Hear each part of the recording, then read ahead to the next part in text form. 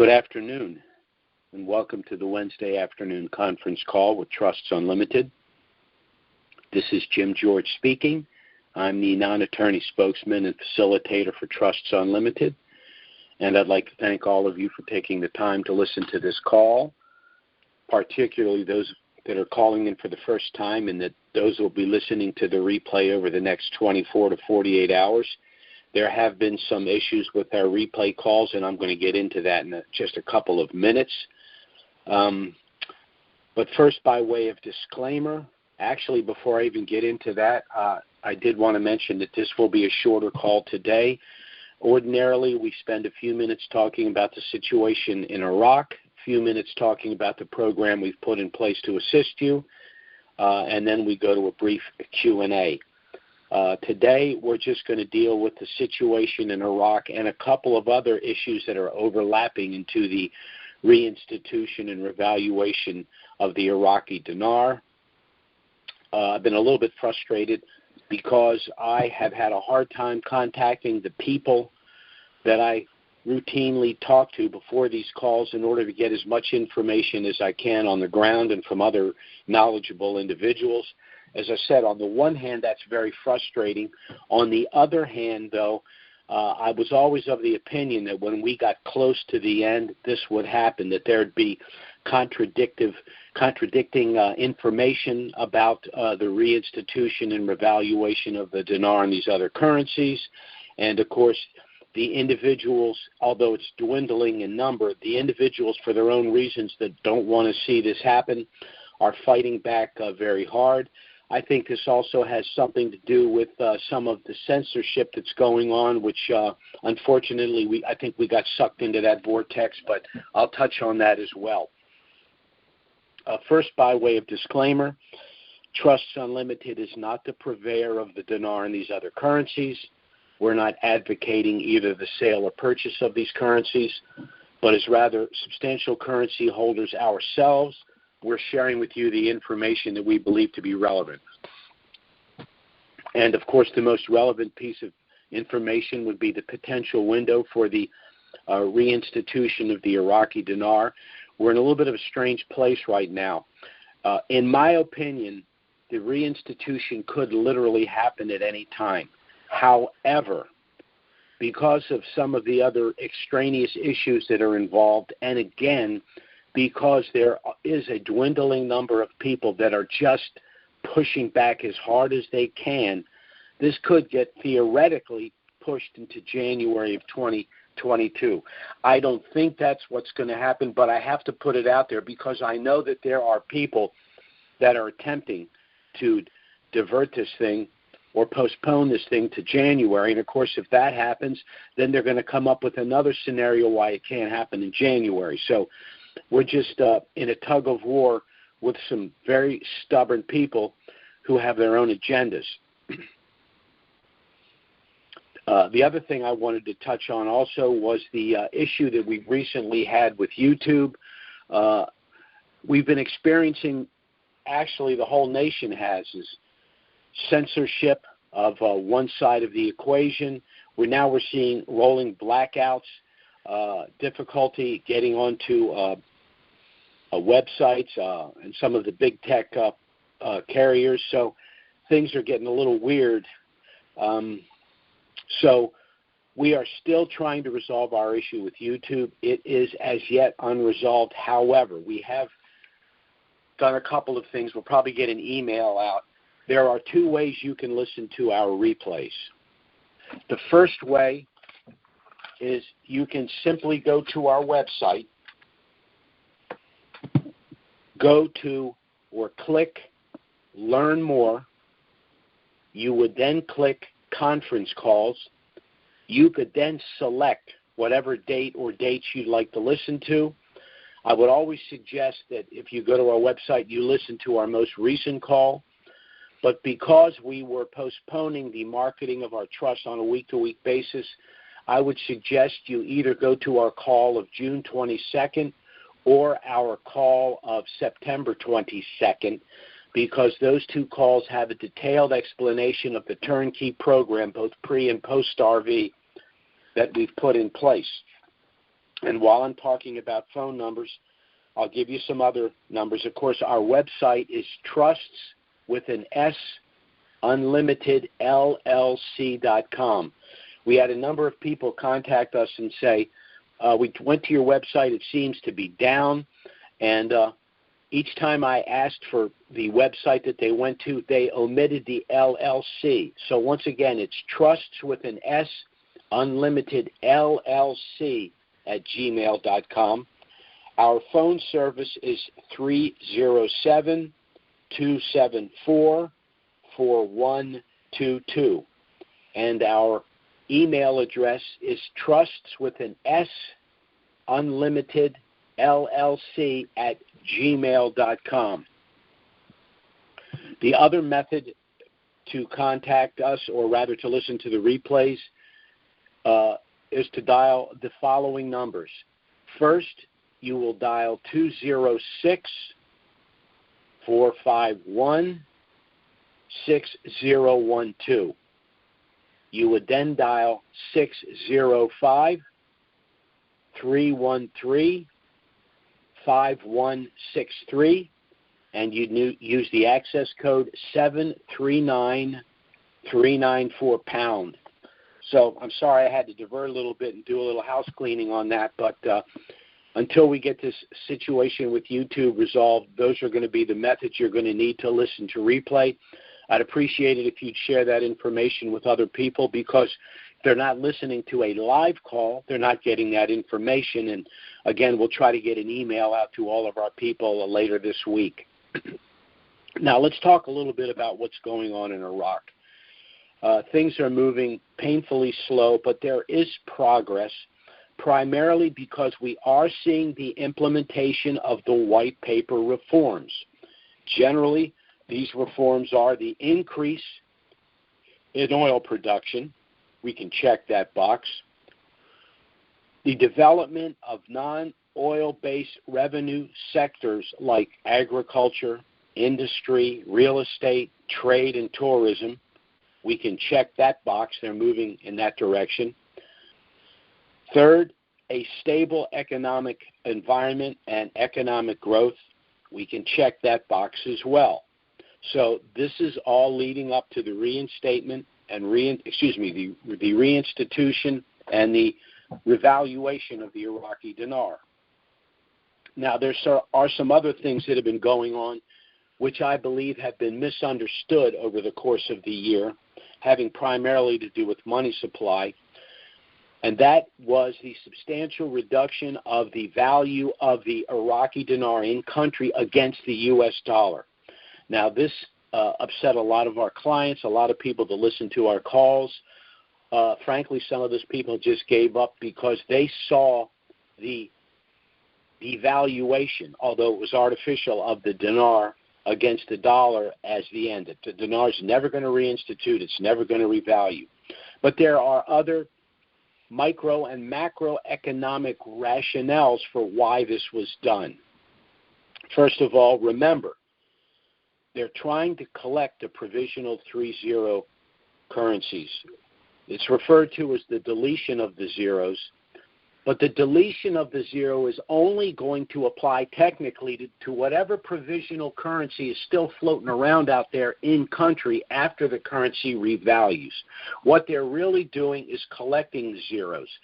So by substantially reducing the value of the dinar against the U.S. dollar, and with the expectation in country that that would continue, that would force the Iraqi citizens who had been hoarding the currency for obvious reasons, banking problems and all of that, to finally decide to go ahead and exchange those 30 provisional currency bills.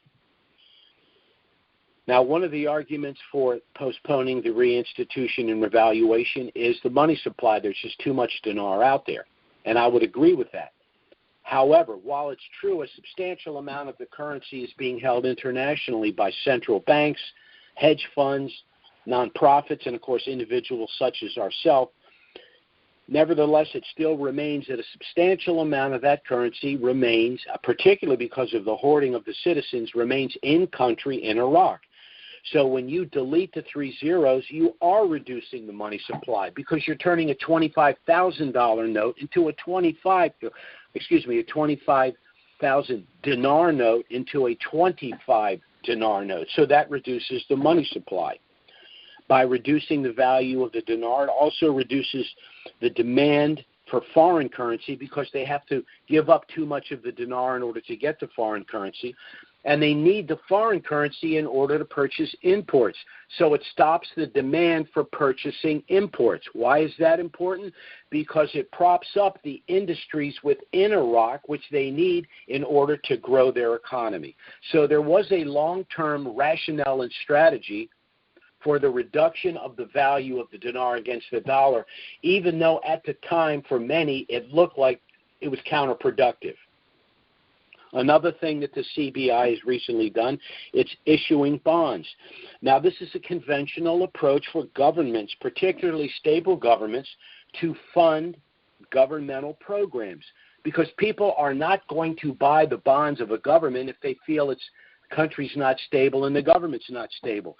So the fact that they've been able to issue and sell these bonds means, number one, they have the money to support the governmental processes, but it also means there must be some level of trust. Now, most of these bonds thus far have been purchased by the banks, but they're going to subsequently hold those or sell those to their customers. So, again, this means that we're looking at a more stable environment. Once again, by purchasing the bonds, they've reduced the money supply. All of that money is now in the hands of the government, in exchange for which they will be paying interest based on what? The continued growth of their economy. All of this has created, in my opinion, the proper environment for the reinstitution and then revaluation of the dinar. But again, we're in a kind of a weird window, and I'm going to be on the phone all day today, which is one of the reasons why I'm shortening this call, to try to get a little bit more definitive information from the people who, in my opinion, really understand what's going on. Now, the other thing I'll mention is Kazemi has released a statement proposing that sooner rather than later we see a reduction of the U.S. dollar against the Iraqi dinar. So what they're saying is it's time now to revalue the currency. That's the first step for them to say, now we're going to change the exchange rate, and we're going to have a rate, in my opinion, which is approximately 1-to-1 with the U.S. dollar. And again, that could happen tomorrow, or this could continue to get dragged out for the reasons that I said. But we've checked all of the boxes. Now, the other thing I'm going to mention, and this is my final note before I check out for today, and this is just my opinion, but I'm sitting back and watching what's going on in this country right now. We're looking at a proposed, through a congressional reconciliation, a $3.5 trillion infrastructure bill, which is not an infrastructure bill, but that's what they're calling it. In fact, it's more of a $5.5 to $6 trillion bill. Now, of course, if this bill were to pass and they were to dump that kind of money into the economy, that's what that's going to create, hyperinflation. What inflation really is isn't the increased value of tangible assets and other goods and services. It's the devaluation of the purchasing power of the currency. In addition, we have Janet Yellen, who is now Secretary of the Treasury, pushing in her recent testimony to the Senate for a digital currency. Okay, so these two things coupled tells us two things. The value of the U.S. reserve note, not the U.S. dollar, the U.S. reserve note is dropping precipitously, and with the establishment of a digital currency, we've lost substantial control of those funds. Also embedded in one of the tax bills is banking regulation, where the banks will now monitor all of our cash transactions of $600 or more. Now, the justification for this was they want to collect money from uber wealthy deadbeats. Well, of course, that's the case. Why would they be tracking $600 transactions? Wealthy individuals transact with a lot more zeros than $600. So that's just a red herring right there. A digital currency is something that we want to avoid. Now, if we end up with a digital currency, the only way around it is to transition as much of our net worth as possible to tangible assets. Now, that does not mean that the government has lost control, but it means they have substantially less control. Now, the reason I bring this up is because in the past, and for those of you that will go listen to the calls I suggested earlier, we've established this trust with Dinarians specifically for the benefits that they will enjoy by establishing this trust prior to the revaluation of these currencies. But in the course of those discussions, we've talked about other benefits like privacy, asset protection, and potential tax benefits by setting up these trusts. The reason I bring this up is if you have established a trust like ours, you've transitioned out of currencies and financial assets into tangible assets, and those assets are within a trust like ours. Pursuant to Section 643B of the Internal Revenue Code, the exchange and or sale of capital assets within an irrevocable trust means that the profit enjoyed from the exchange or sale of a capital asset is tax deferred. So not only will you avoid the volatility and the loss of purchasing power by holding currencies and financial assets, by purchasing tangible assets and owning those assets in a trust like ours, you will also be able to grow your wealth to an even greater level because of the tax deferral. Now, one caveat. We are waiting for the reinstitution of the dinar so that we can compel the IRS to confirm Section 643B. 643B is very clear. Our concern is with, and particularly with this administration, that they're going to try to circumvent the clear and plain language of 643B. These are the people that play games with language.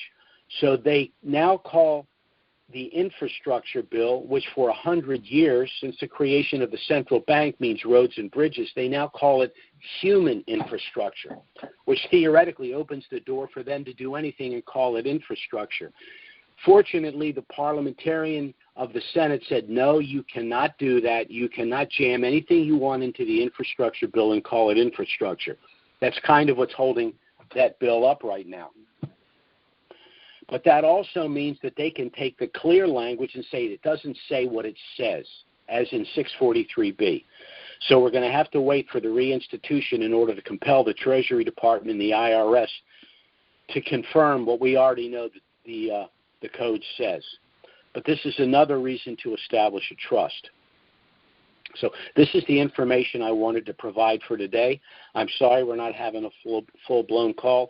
I'm sorry I don't have confirmation of some other things that I know are floating around out there, but I'm having a difficult time contacting people that in the past, it was difficult to the extent that the time differential meant I had to call them at awkward times from my standpoint in order to get them, but now it's very difficult to get through to them, particularly in Iraq, which is kind of annoying. But then again, a little bit of a blackout is what I expected anyway when we got near the end of them flipping the switch. So I'm hoping that this difficulty means this is all going to happen sooner rather than later. Another thing I want to mention is one of the reserve currencies that the Iraqi citizens have been using lately has been the dong. And there are some voices out there that are saying that in their opinions, and again, this is just opinion, they don't see any reason why the dong will not RV at the same time as the dinar. Now, I, for myself, hold dong, but I know a lot of our clients have dong, and I know that not a substantial number, but there are a number of our clients that actually have more dong than dinar. So this, hopefully, if this comes to fruition, this is going to be very good news for all of us. So in closing, I'm just going to say what's going to happen, or what needs to happen, is we're going to see the reinstitution of the dinar. We, meaning Trusts Unlimited, are then going to be able to call the various banks, see what kind of deals are available.